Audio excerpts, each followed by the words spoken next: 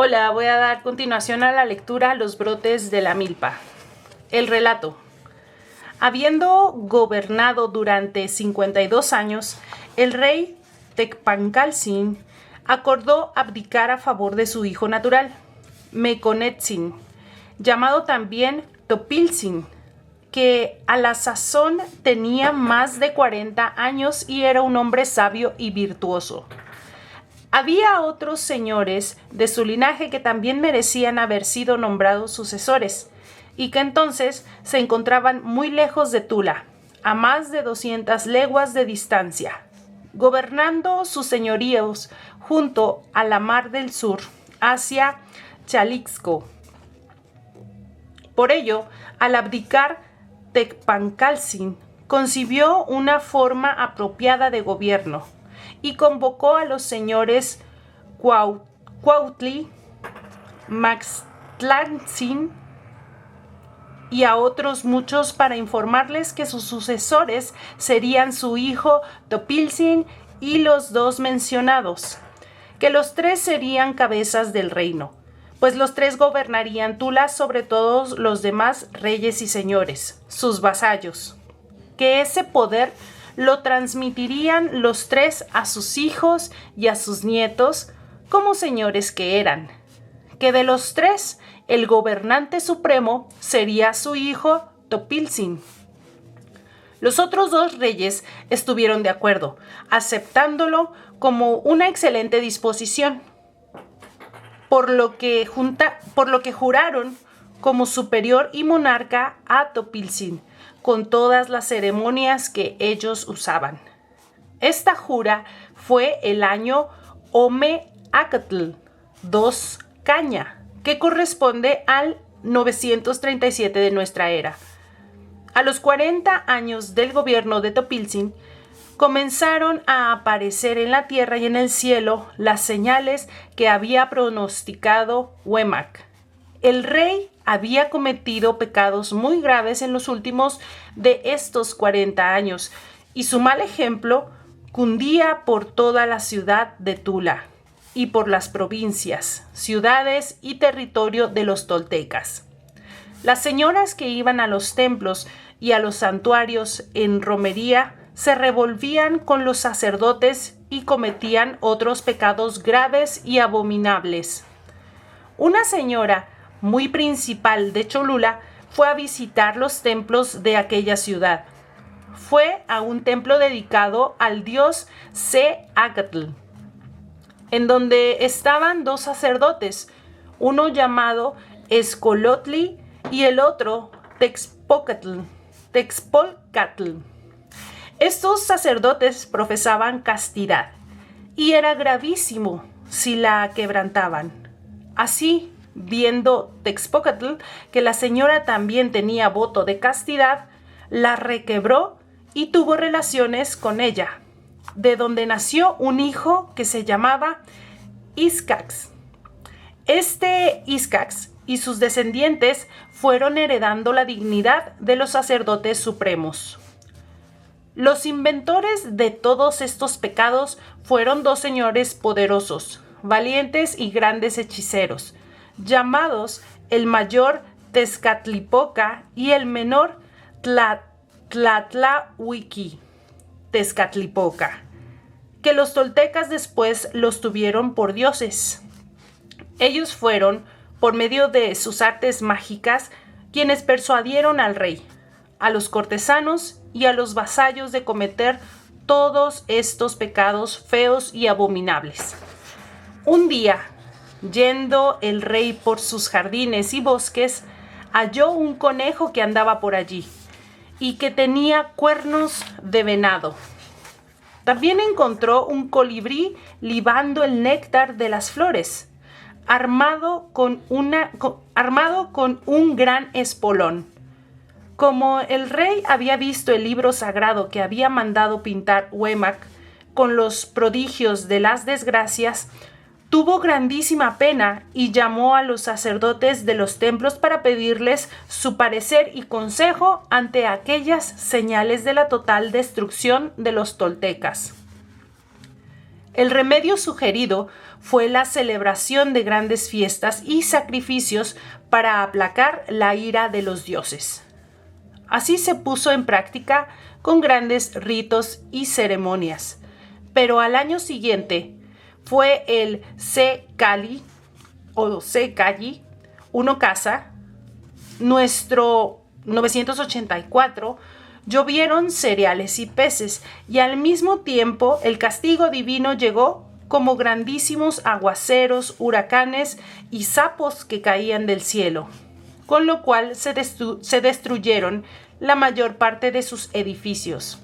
Llovió sin cesar 10 días seguidos, por lo que les hizo creer que el mundo acabaría con otro diluvio. Las aguas se aplacaron, pero al año siguiente, Ome-Tochitl, 2 conejo, vino un tremendo calor con sequía que marchitó las plantas y los árboles. Al tercer año, que fue Ei-Kali, 3 casa, cuando ellos ya creían estar libres de tantas desgracias, cayeron unas heladas que abrasaron toda la tierra. Y al cuarto año, que fue Nahui-Tecpatl, 4 cuchillo de pedernal, cayeron tan grandes granizos y tantos rayos del cielo que se destruyeron no solamente los árboles que habían quedado, sino hasta los magueyes, sin quedar memoria de ellos, y se derrumbaron los edificios y las fuertes murallas. La tierra quedó algo sosegada por casi 12 años, en los que las plantas comenzaron de nuevo a producir. Pero el Nahui-Kali, 4 casa, vinieron langostas, gusanos, sabandijas y aves que todo lo destruyeron. Por otra parte, empezaron las guerras con los demás herederos de Tecpancaltzin, debido a que la hermosa Xochitl mandaba sobre toda la tierra que había heredado su hijo Topiltzin. Por esta vez, los enemigos no pudieron hacer más. Aunque los toltecas habían tenido grandes persecuciones del cielo, todavía eran fuertes y poderosos. En ese mismo año, los gorgojos se comieron el alimento almacenado en los graneros. Pasaron los toltecas otros 4 años con algún descanso. Cuando el quinto, 20 años después de la primera calamidad, que fue el Chicome-Tochtli, 7 conejo, fue encontrado un niño blanco, rubio y hermoso que debió de haber sido algún demonio. Los toltecas lo llevaron a la ciudad para mostrárselo al rey. Este, cuando lo vio, ordenó que lo devolvieran a donde lo habían encontrado, pues no le pareció una buena señal. Entonces se le comenzó a pudrir la cabeza al niño demonio, y mucha gente murió del mal olor. Fue tal la mortandad de aquella peste que de cada 1000 toltecas murieron 900. Sucedieron todas estas cosas y otras muchas, tantas que sería prolijo ponerlas aquí. Los 3 señores competidores de Topiltzin siguieron agraviando a los toltecas que habían sobrevivido, tomando poco a poco muchas provincias y ciudades sujetas al rey.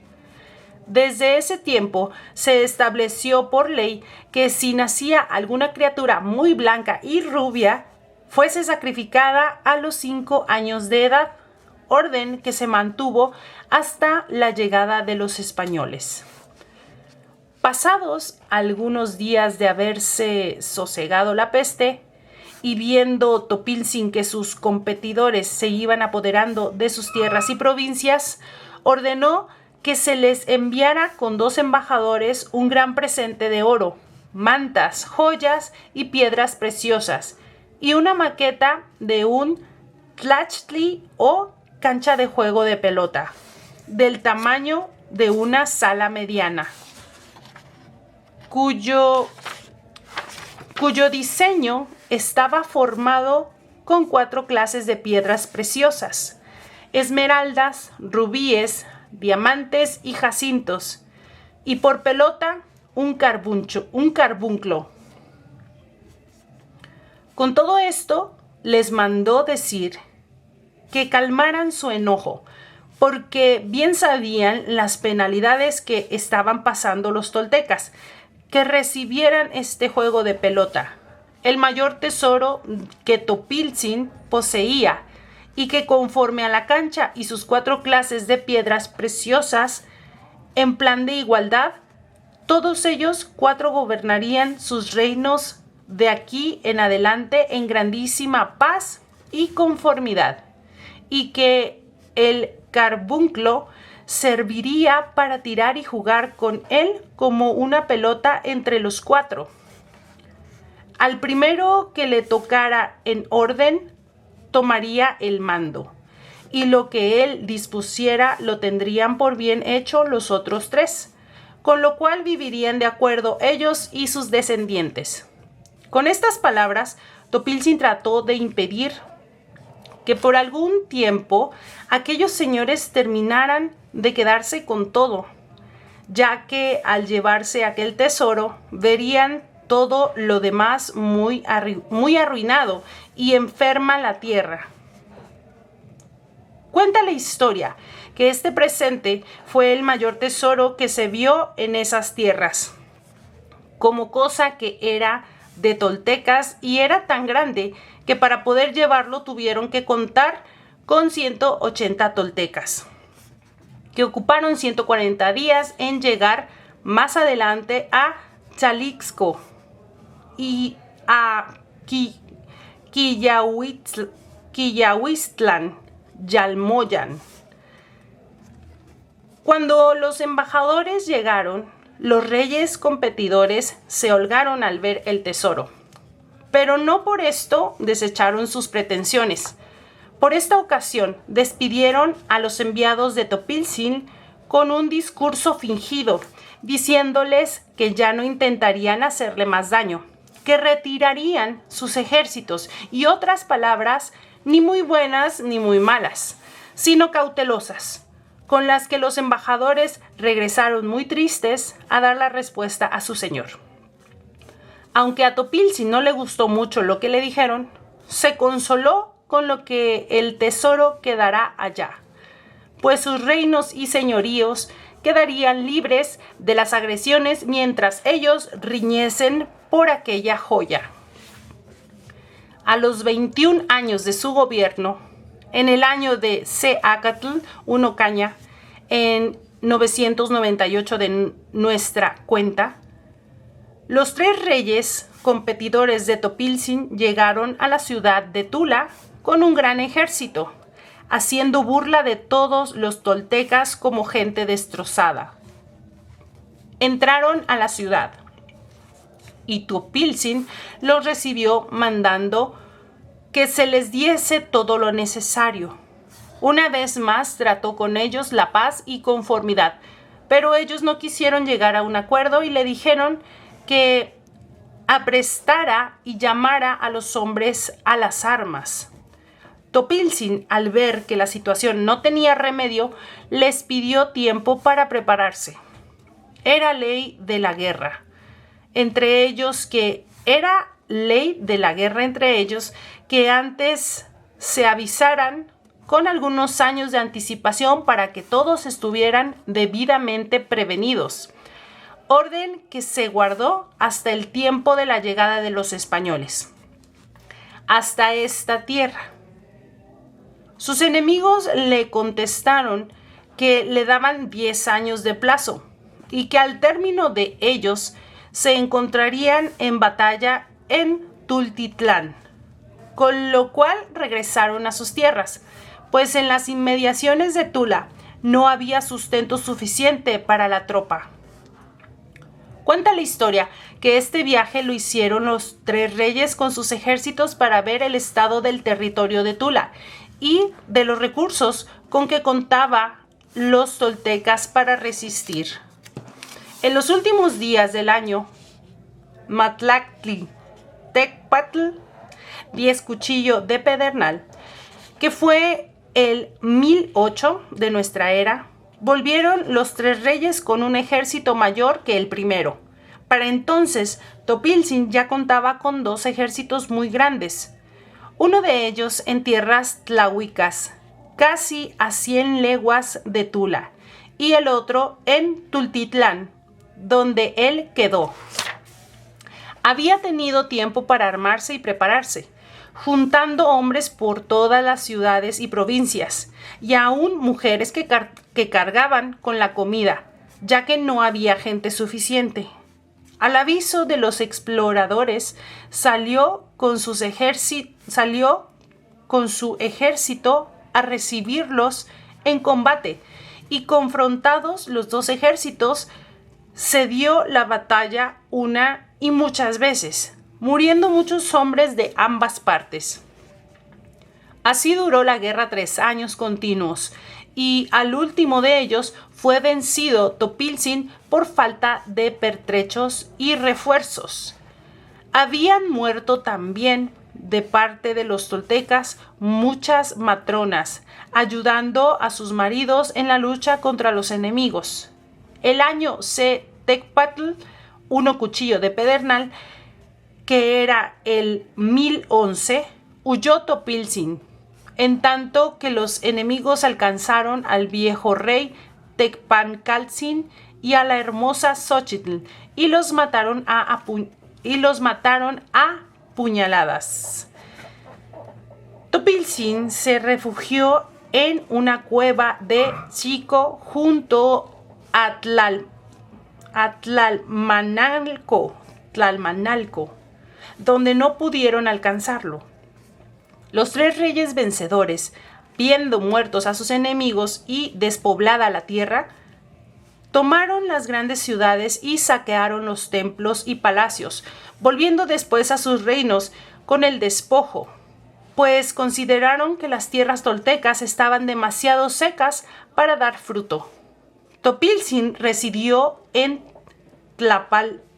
Tlapayan casi 30 años y murió a la edad de 104, dejando muchas leyes que después confirmaría su descendiente Nezahualcóyotl. El mismo Topilzin mandó cremar su cuerpo con los ritos y ceremonias que después se usaron. Dicen muchos indios que Topilzin está todavía en Chico, con 2 reyes posteriores de Texcoco.